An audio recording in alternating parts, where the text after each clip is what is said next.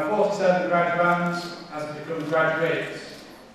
During the course of this evening, we'll reflect on the achievements of these fine young men and women as they embark upon the next very exciting chapter of a life full of learning.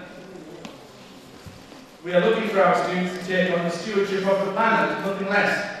They are the future, and the material, intellectual, social, cultural, spiritual quality of life of them, their families, friends, is determined by the humanity and intelligence they bring to bear through their life and work. So there's no pressure, ladies and gentlemen. You've studied, you've coped admirably with the challenge of GCSE and now A-level. On top of that, you probably get engaged in all manner of character building activities in the realms of art, drama, music, sport, enterprise and service to others. You probably gained from the opportunity to complete the Duke of Edinburgh Award or perhaps World Challenge with all the sweat, sore feet and back to basic survival cooking this can entail. Furthermore, you doubtless enjoyed scrubbing up, getting suited, booted before waxing lyrical, lobbying and merging, prior to debating and resolving great issues of import at the BSB Graduation conference. In short, you've been tested by challenges, have responded brilliantly, and have invested in the esteem of yourself and others. Such is life at BSB, and as such, what superb preparation it is for life beyond. We don't pay students a salary, even a minimum salary, for attending school. And we don't entertain such notions of performance-related pay for students, probably because it's better that we are motivated by notions of service and the opportunity to leave a legacy. Nevertheless, allow me to climb down from this lofty tower, take off my oxygen mask, and invite you to descend with me into the murky depths of what performance-related pay for students might cost. Firstly, the hours. For an A-level student pursuing 4 A-levels at 7 40-minute periods per week, with one-to-one homework to classwork, we're talking about 4 times 7 times 2/3 times 2, tell what subject I teach, which year 7 mathematicians will tell you is 37 1/3 hours per week. If you add on some sport and some service, I think we can easily round that to 40 hours. UK minimum wage, £6.31 the last point of looking, times 40 hours per week, 40 weeks per year, times 2 for 2 years of AL. You're talking, ladies and gentlemen, you owe each of these students £20,192, or in dinars, 12,620. Now, I believe there are envelopes at the back of the room, ladies and gentlemen, with your name on, so you can collect those at the end. Okay? That's what it might cost you if you were paying for it. Okay. If you take this back to KG, of course, well, that's 15 years of education, 15 times what we just said there. I think we're talking 189,330 dinars. About the cost of a house. So, significant amounts of money. Of course, beyond the cost of paying students to be educated, there's the intensity of the whole process. Studying is hard work. It makes huge emotional, intellectual demands and energetic demands. That's part of why students tend to need more sleep, just to re-evaluate, reconfigure their neural networks.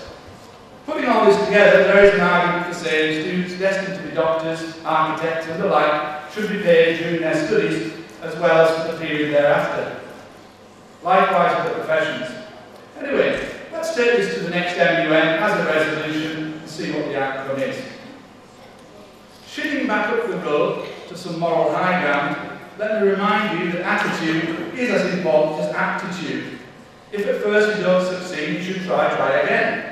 Persistence, determination will win the day. And in his book, Outliers by Malcolm Gladwell, he points out that to master a sport, or an instrument, or a subject, you generally need to have ability, but you also have to have 10,000 hours of application. In a lifetime at school, you spend 40 hours per week, 40 weeks per year, 15 years, that's 24,000 hours. But then that's over 10 subjects. That takes us down to 4 subjects, so take that as an average of 7 subjects, you're talking about 3,400 hours per subject. You're not at 10,000 hours yet. At university, you'll do another 4,800 hours in one subject. So by now you have 8,200 hours. Adding a master's, a further 1,600 hours, and you've got a total of 9,800 hours, more or less 10,000. So by then you are a master of a subject, and you've got your master's. So there you have it, ladies and gentlemen. You have studied, you've risen to the challenge, you've not been paid, nor have you asked for such. Nevertheless, we owe you a huge debt of gratitude for the application. You are ready, results permitting, for the next chapter, mastery of your chosen subject in the next 3 or 4 years. We wish you the very best of fortune, students, with this, and ask you to come back and tell us about your journey. Ladies and gentlemen, a round of applause for the students.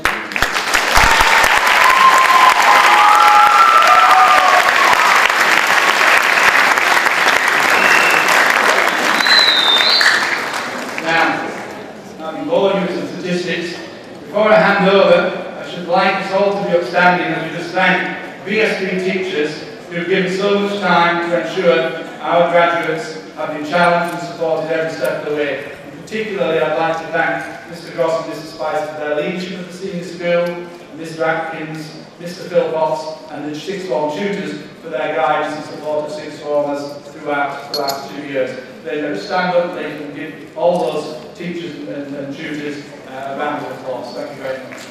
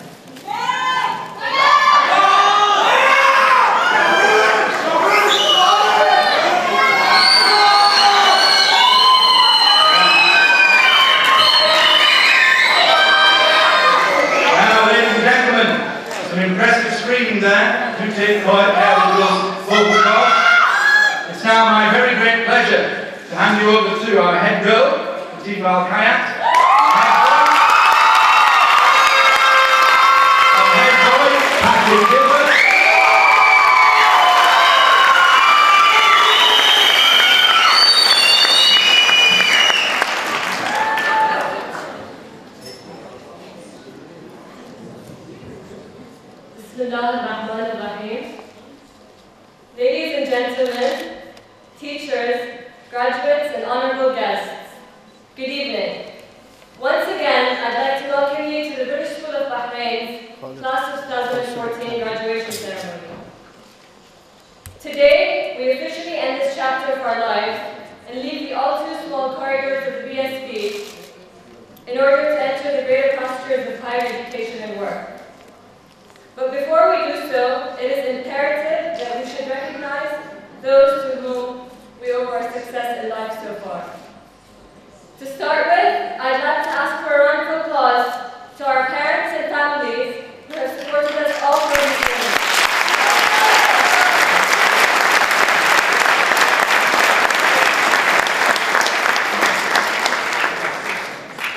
Although we are eager for the independence of being at university, we'll surely remember you and remain in dire need of your invaluable advice tomorrow when we have to face life's most difficult questions. Will the microwave explode?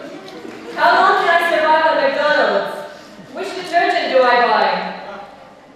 Secondly, I'd like to request a round of applause for our teachers, form tutors, and leadership team.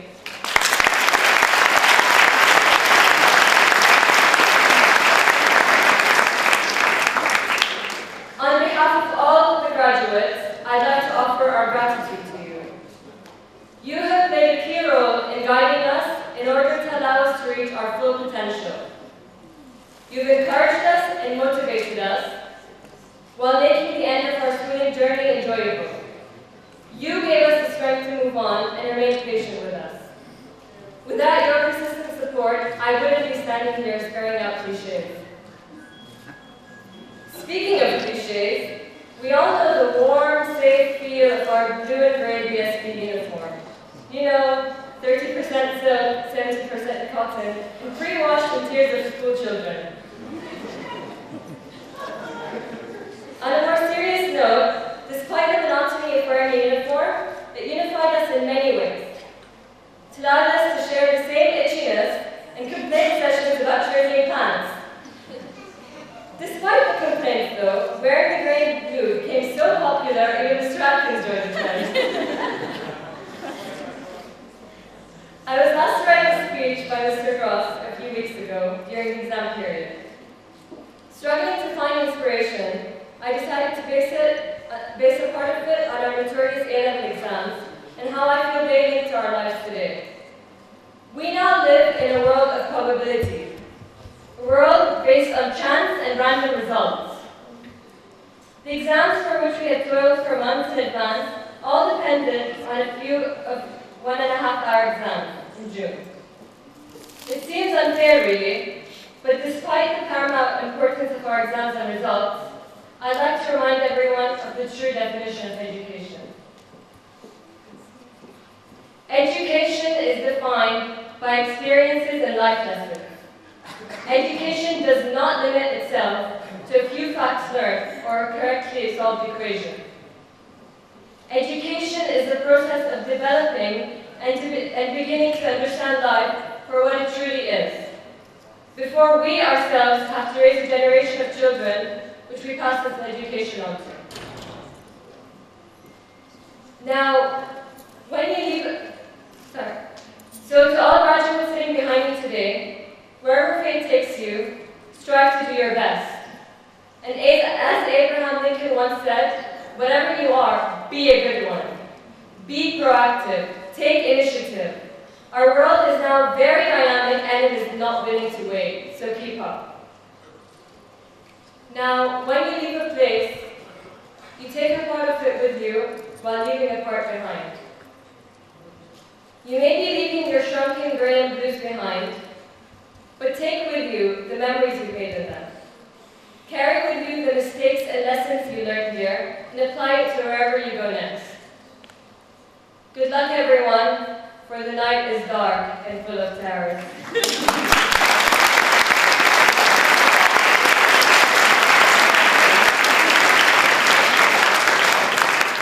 I hope this island will bring us together once again one day. And thank you, BSB.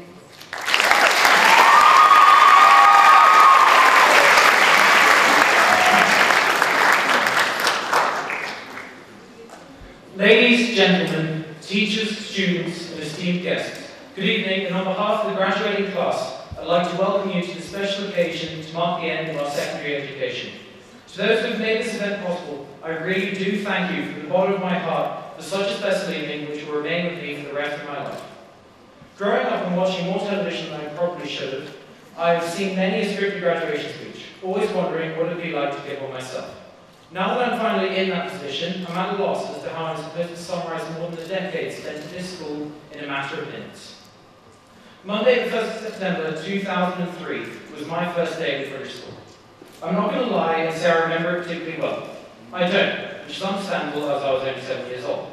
What I do remember was getting into the car at 6:35, so, according to my father, we wouldn't be late on our first day of school.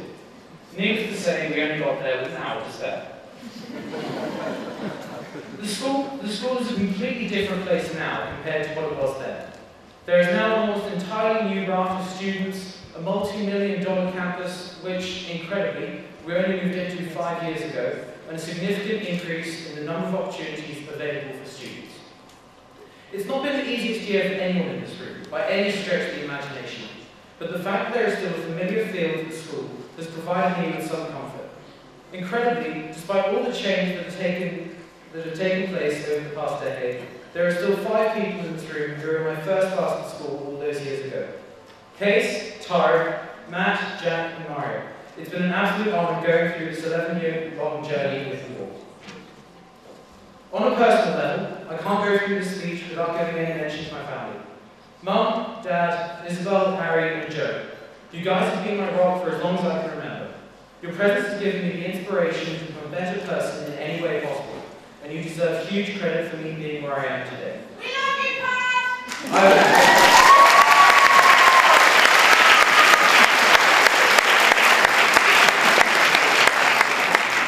I've loved every single minute of my time here at British School. It truly is a special school. You're unlikely to meet a group of teachers so dedicated, a group of parents so caring, or a group of students who do all they can to make life easier for you. I'm not going to give any shout-outs or bring on any special mentions, as this should be an event for everyone to celebrate, rather than unintentionally leaving anyone out. Every single person to my right is a truly special individual in their own way, destined for great things in the future. I sincerely hope that this is not a goodbye, and that I see each and every one of you sooner rather than later. Thank you, graduating class of 2014.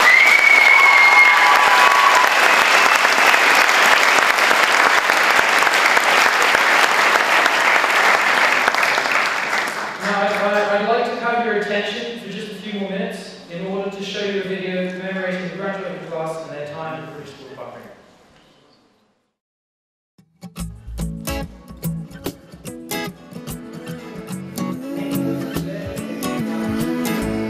Ain't nothing better than watching you smile. Whoa, whoa, whoa.